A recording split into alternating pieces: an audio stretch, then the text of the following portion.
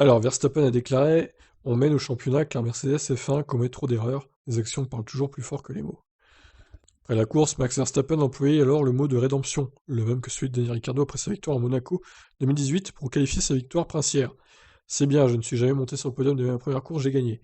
Donc c'est un peu une rédemption pour toutes les autres courses à Monaco parce que je n'ai jamais vraiment eu une belle sensation ici le dimanche soir. Le pilote Red Bull a semblé contrôler très facilement l'écart sur Bottas ou Sainz durant l'épreuve. J'ai quand même dû partir de la deuxième place, ce qui n'est pas une super place au départ à l'extérieur, je pensais que ça allait être bon, mais j'ai eu du patinage et j'ai dû changer un peu la trajectoire. Heureusement, je suis resté en première position, mais l'adhérence n'était pas incroyable. Bien sûr, tout semble toujours sous contrôle, mais garder sa concentration pendant autant de tours, c'est le plus difficile, car il est facile de se détendre un peu quand on est en tête et il est facile de faire une erreur. Par ici, il s'agit de les garder en vie, les pneus, et d'essayer d'aller aussi longtemps que possible avec un bon écart. En arrivant au stand, on a toujours l'impression que tout se passe bien. Donc vous devez vous rappeler de rester concentré.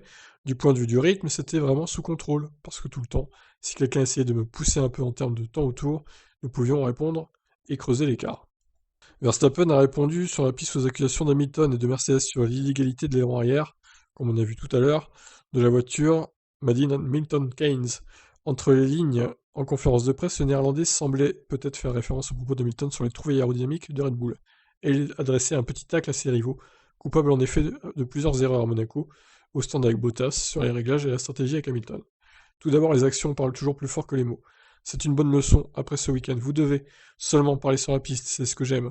En tant qu'équipe, nous avons jusqu'à présent fait les plus petites erreurs, c'est pourquoi nous sommes en tête. Donc j'espère que nous pourrons continuer comme ça pour le reste de la saison. Désormais, Red Bull mène aux deux championnats évidemment. Verstappen aimerait que la saison se termine dans la principauté plutôt que dans l'Émirat d'Abu Dhabi. Si on était à la fin de saison, ce serait génial parce qu'il y a encore un long chemin à parcourir avant le dernier Grand Prix, bien sûr. C'est génial de rebondir après les deux dernières courses où les écarts au classement s'étaient accrus. Nous devons encore travailler dur, parce que nous savons que les Mercedes sur des circuits normaux sont toujours celles à battre. Mais c'était un bon week-end, propre, dans l'ensemble je pense. Et c'est un grand boost pour toute l'équipe à venir. Alors évidemment, hein, c'est vrai que Monaco n'est pas un circuit qui ressemble à d'autres dans le calendrier, c'est vraiment un circuit atypique. Donc est-ce qu'on peut vraiment dire que la Red Bull est maintenant supérieure à la Mercedes? Ça dépendra vraiment des tracés, je pense. Alors à Bakou, avec l'aileron arrière cheaté, peut-être qu'ils auront encore l'avantage sur Mercedes.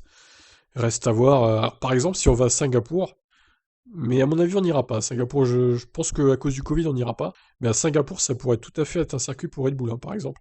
Et en général, Mercedes, Singapour, c'est pas ouf non plus.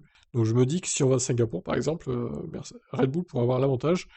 Bah, écoutez, c'est simple. On va aller voir le calendrier pour se dire euh, qui aura l'avantage dans quel circuit. Alors, voyons. Alors, Bakou, bon, peut-être Red Bull, du coup. Paul Ricard, je dirais plutôt Mercedes.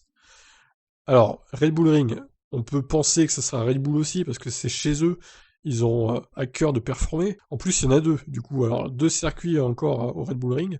Ça avait pas hyper bien réussi à Mercedes l'année dernière, dans mes souvenirs, même si bon, c'était pas catastrophique non plus. Silverstone, plutôt Mercedes, je dirais. Hongrie, je dirais plutôt Red Bull. Spa, je dirais plutôt Mercedes aussi. Alors, Pays-Bas, c'est pareil. Est-ce qu'on va vraiment y aller aux Pays-Bas? Je ne sais pas, honnêtement. En tout cas, Verstappen aura un cœur de gagner chez lui si on y va. Italie.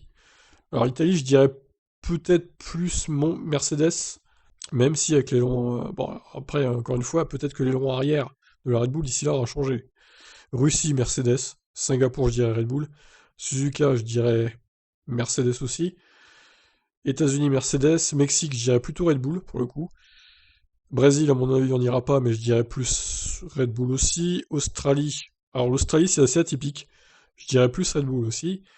Arabie Saoudite, alors j'en ai aucune idée, honnêtement, je ne sais pas. Et Abu Dhabi, je dirais plutôt Mercedes. Donc, honnêtement, ça va être une saison serrée toute l'année. Et j'ai hâte de voir comment ça va se finir tout ça. Et j'espère qu'il n'y aura pas des pénalités pour Red Bull à cause des ailerons, principalement. Voilà, je vous laisse réagir. Ciao.